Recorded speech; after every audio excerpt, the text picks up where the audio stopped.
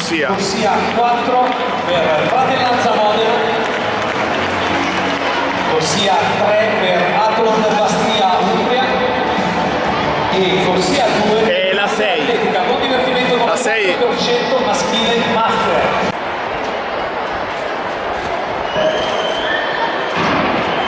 Dall'interno